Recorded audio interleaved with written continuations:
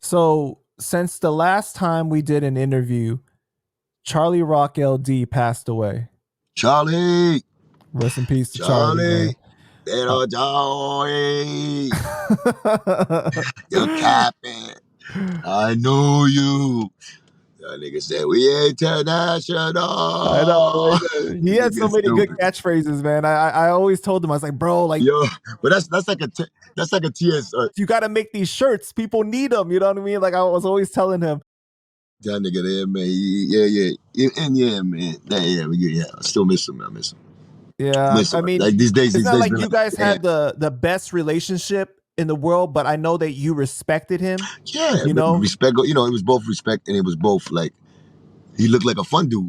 It was like I remember chilling with like the TS crew, and it was a TS vibe about every nigga in the TS.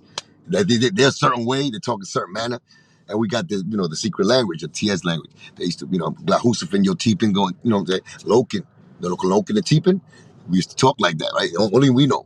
So we had our special things in the TS thing. So he was the poster boy for that when I heard him. And when he started with his own shit, international, like all that shit was fun shit they used to do in the Terror Squad in the circle. Like those that were really down. So yeah, man. But I like I said, that came with the history of him and Joe and how friends. I didn't think Joe would act such a cold individual with him, at the end. I think that was foul for somebody that spent, almost a lifetime with somebody.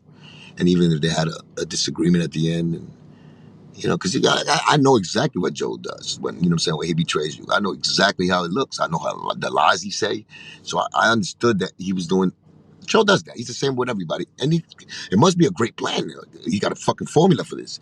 You know what I'm saying? Because, it seems to be working.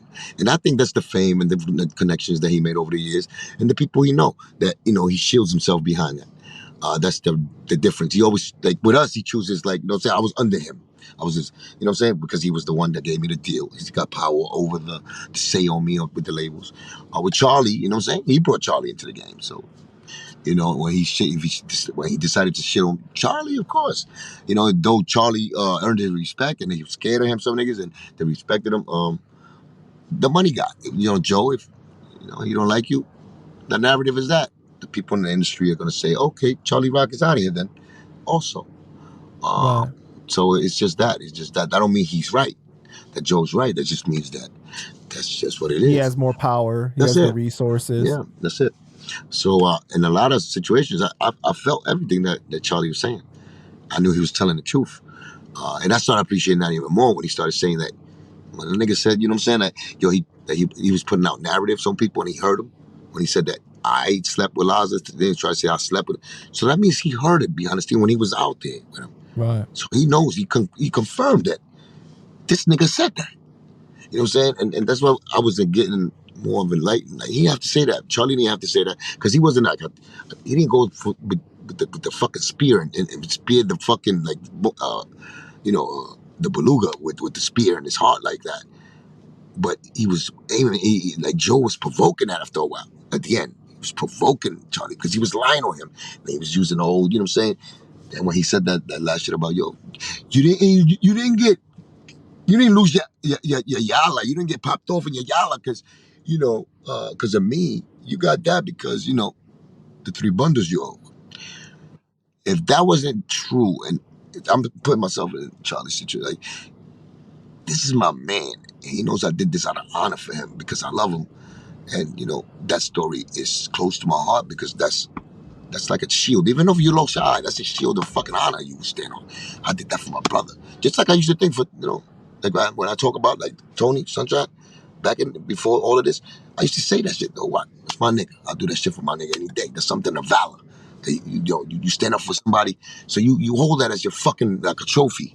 So you could understand if all of a sudden Tony said that you didn't get stabbed for me, you got stabbed over some other stuff, some drugs or something like that. Like you would totally feel. Right. That would have me hiding going taking a flight and hiding wherever the fuck that nigga lives and waiting for 3 days under a sewer, coming out, you know what I'm saying? Fucking just ravishing his ass. That's what it had me doing because that's how mad I would be. And just not even disappointed. That's past disappointment. Because, you know, you say sometimes disappointment, but it's, you know, you angry. That shit, that is just like, it just Well, gets you because like that. also Cause, you know that he's the one with the more power or in a more privileged position that people would believe his narrative more. and that's another reason. Yeah. Yes, because this guy don't have no honor. He's capable of saying a whole lie about something dear and so sacred. That's what I did for you, and lie about it. So that's one of my, that's something that's special between me and him. How he's gonna throw it out like that, like it's nothing, and dismiss it and say this about a fucking bundle where he knows that my loyalty was for him. So I know that. I know that feeling. So that's when, that's what I was feeling when I made that shout out to him at that day. You didn't even know what I was doing, but that was what I was thinking about because I was like, he showed me he got love, man. Yeah. So that You let's know, talk about that. all he was asking for was a little, like, you know, acknowledgement.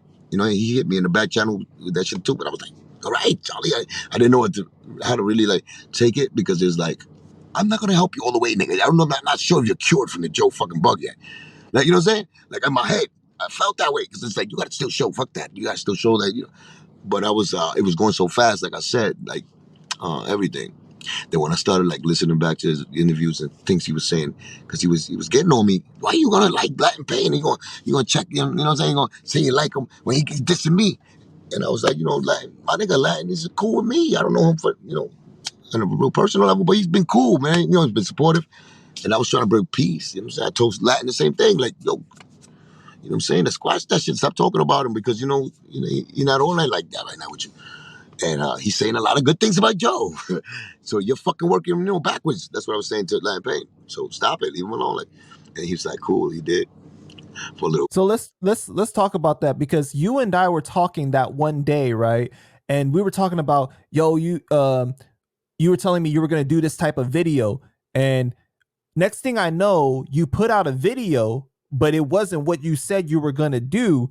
You know, it was actually a shout out to Charlie. It was a very powerful message to Charlie out of nowhere.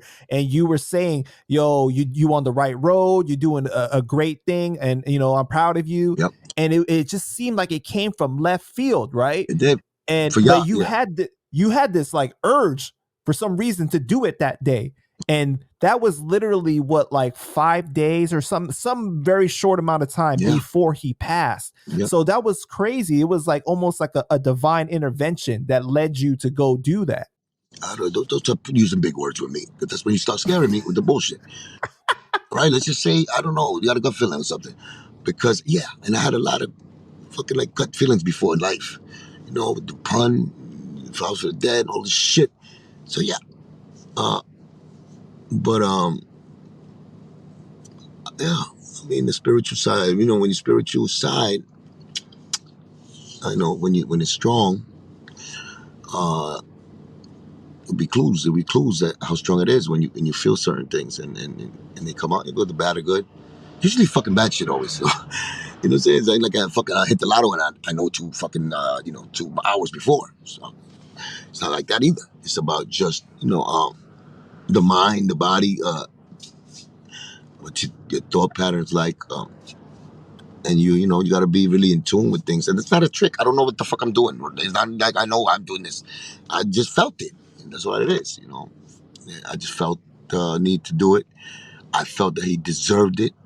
It was, you know what I'm saying? Besides that, had him in my mind without letting people know because it was just in my mind. Like, yo, this nigga because he put a fucking, the thing on my head. I mean, when I got, snuffed, he put that shit on again. And right when I squashed the beef between him and Latin Payne, that I went through all that shit, and he was telling me, yo, why you gonna side with an enemy? I did all that shit. Next thing you know, I see this nigga Charlie fucking put the fucking shit when I get snuffed. He put the comparison. He said, him like me, never. I was like, what the fuck is this? I'm like, again, I felt like fucking, this nigga did the Tony on me. He bit me again. Like, as soon as I fucking help him. And Goya helped him out with interviews, Doggy Diamonds. I was giving him help through me. You know what I'm saying? My people's us. I threw you over there with him. So I'm like, what the fuck? Ungrateful shit. What's up with this ungrateful shit?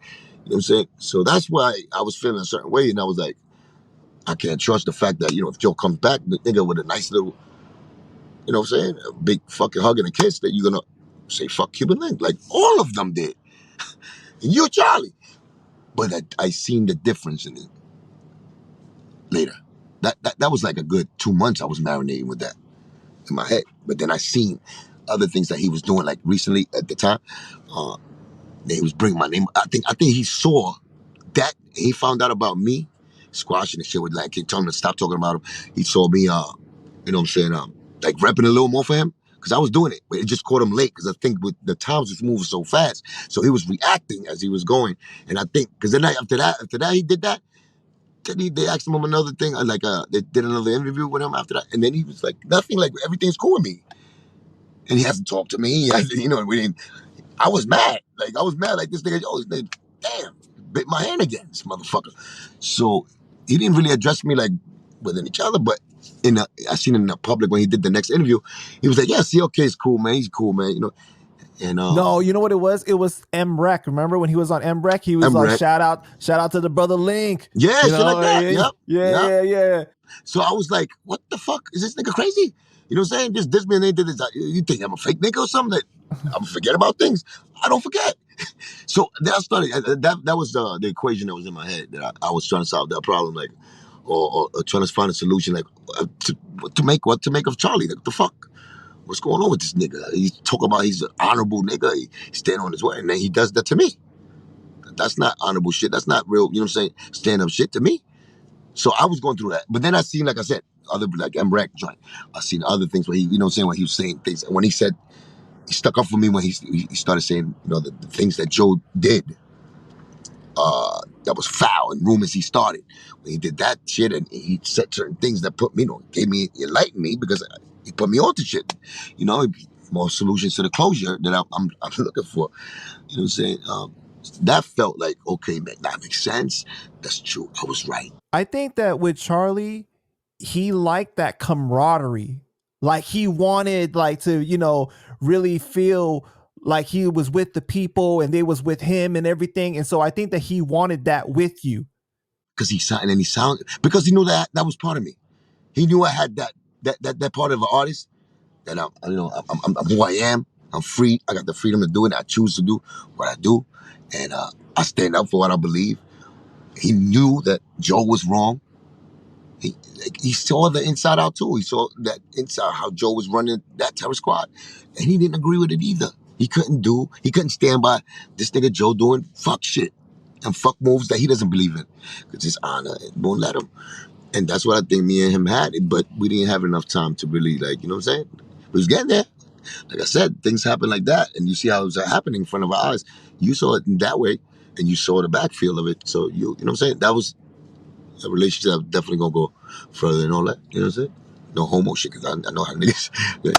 I wasn't trying to deliberately take fucking Charlie from Joe, you fucking gay bastards. But I'm just saying that it was just happening. No, it would be more gay if I say it was just happening naturally. But rest in And peace I'm to gonna the have to big. cut that out the Rest in peace. interview. And I remember, when all this is happening, man. Like when he passed away, and I heard the news, because I heard that shit in the morning. I broke night, and I was on a computer. Somebody emailed me early in the morning, like 6 in the morning that day, before anybody knew anything, I knew the and night told me before. it's too bad that he just, what I'm saying, he just caught a heart attack. But they said it not with like, oh my God, you know what happened? They just gave me props on some just being Cuban Link, right? And then be like, yeah, and then he's like, yo, I love the new interview. They were then they shout out Charlie. Thank you, man. You know what I'm saying? It's too bad he just, you know what I'm saying? They said it like he did, threw it in like it's nothing. Right. So, but it still hit me. So I was like, huh? So I wrote the nigga back and said, what do you mean?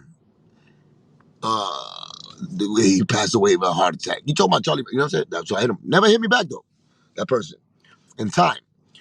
So I was like, I was like, he must be fucking like trolling. And then later on, I found out because the internet started blowing up. Yeah. You told me too. You called me and told me. So, yeah. And I was like, I started thinking, man, you know what I'm saying? Because, you know, wouldn't know Charlie, really. Joe didn't take me there back in the days. And I chose to, the position I was playing, I was, of course, Pun's man. But it was destiny for me to see that, right? I got to look at it like that, and I think things like that all the time, where it's supposed to happen. You know, I'll tell that in my book more because it's personal. You know what I'm saying? So it's like a story when I went to see him and stuff like that, how we connected. Because I was young, I was like 21, right? Pun, you know what I'm saying? And we respected Charlie, we had love for him. And I mean, he put a narrative out there that, like he's the enforcer. So like Joe brought us there to put the pressure on us like that, right? Now, it might have been true in his view, right? In his eyes, it might have been where Joe and him had that conversation and that was Joe's plan. Because at the time, I don't think that was just business with Joe, and at the time, like we wasn't as tight as we became later on, but we were still like learning the inside of Joe's crew, Terror Squad, because there were two different Terror Squads. Like niggas, I thought everybody was together really at the end, but I see how Joe did the separation there, and there too when they started rewarding people that I didn't even know later. That was the Terror Squad, and they left everybody in Forest Projects that's supposed to have been rolling with him, like Little Heck, Sing Sing, saying, cute niggas that really, niggas that really, really supposed to be down with Terror Squad. And you're supposed to give him a job as managing or something inside the group. He left him back in the hood. I thought, yeah, I was fighting for that. I was advocating for that shit when I was on. Charlie was yeah, he got, I think he needed a lot of more work to do. Not too much, because he was already establishing himself. It seemed a little redundant at the beginning, the way he was repeating himself, promoting. That's just business, right? But it was like he was doing it almost like if somebody, he had an agenda behind him. Like he wasn't doing the right thing. He was just using, like, saying how motherfuckers use it to milk something. But then as time went on, like from the beginning when he came out to the time he passed, like at the end, I got definitely the whole the Prison narrative that mentality. yeah. But I'm saying I got it. Like he was for real about it. He was for real about that movement, people he was engaging with, his work with the people that he did work with, helping that he was doing for the community, the involvement he was in, the positive road, the Jesus beliefs. He was for real about it. You know what I'm saying? When he said he wasn't using, uh, you know, later on. In the beginning, it was like it might have been a ploy to try to trick us. Get some money from YouTube and go to the corner and buy that. But by the middle end, I already got it. This nigga's for real. He's doing it because this is what his calling was. And you know what I'm saying? He was really doing great work like that with the people because he wanted to. Right. You know what I'm saying? He wasn't doing it like the ploy to fuck, like I said, to distract them and then rob them later. You know what I'm saying? Like a fucking criminal. He was really doing it because he cared. And that's something that's hard to, not hard, but it's harder. It hits harder when you know that somebody's on that path and then all of a sudden they pass away. That hits harder. Yeah, man. I definitely was always telling him, like, I'm so proud of you for the work that you doing out here in the community, because I knew how much it meant to him. He did take it very seriously. And a lot of times in the comments, people would bash him and say, oh, he's still on drugs, or he doesn't do anything good and stuff. And I was always saying, like, yo, man, he really Yeah. out here in the community trying to help people reacclimate back into society, which is a really difficult thing. When you've been in that harsh Yeah. environment, it's very hard to come back into society and know how to carry yourself, how to conduct yourself, do certain things in general, right? The DOC. Remember, he said DOC baby. Mm-hmm. Right, right, It was a DOC right. baby, and he took pride of it. But he also wanted to show how a DOC baby, which is somebody that was born and raised in a system in a correctional system, could change their life. So Charlie named himself the DOC baby, product of the uh penal. I say fuck you said correctional system. What the fuck did I say penal for? Penal enlargement plan. It's Hey yo, no, but Charlie, he prided himself in being a DOC baby. He always said that at the, he started saying that more and more because I think he just wanted to, like, he accepts his truth, he accepts his past, uh, and he definitely wanted to relate to the kids the meaning of what he meant. And I think what the meaning was is, yeah, he was proud to be that because that was his reality. He had to embrace that. He has to take that in and say, yeah, this is where I come from. Now be proud of it, but realize that this right here is what made me work harder for me to become this one at the end. You know what I'm saying? To be this successful. And that's what I think he was looking at. He was looking at the end game was going to be where he was successful. And, you know what I'm saying, making a big business of helping the community with the knowledge he gained. And for people to really be surprised, like, yo, you could, and be an inspiration to those that, you know what I'm saying, that's going through the same thing. If I came from here and you know, I'm really the poster boy for this, you can make it too. And I made it, you know what I'm saying? You can make it too. That was just his whole message, I think. You know what I'm saying? So I got it. Definitely.